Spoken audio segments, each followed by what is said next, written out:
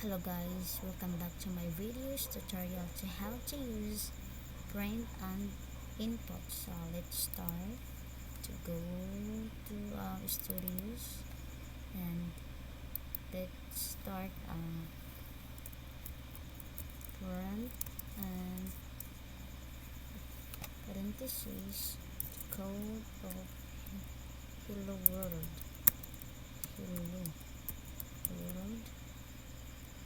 And then kailangan na kami dito sa boss no if ma-print na siya. So let's start, go to run. So mara siya guys, hello world. So na-print lang good siya na. So the next is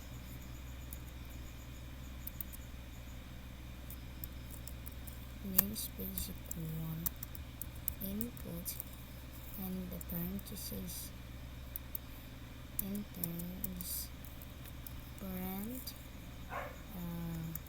parentheses parentheses and name. So try to go to run if my print the same actually is wala. So can I use my name is Shello. So can I put the entire name, enter your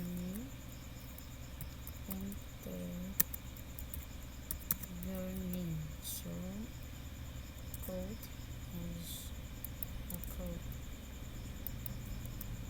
So let's start and go to run.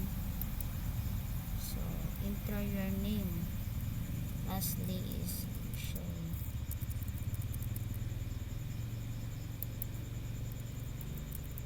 So enter.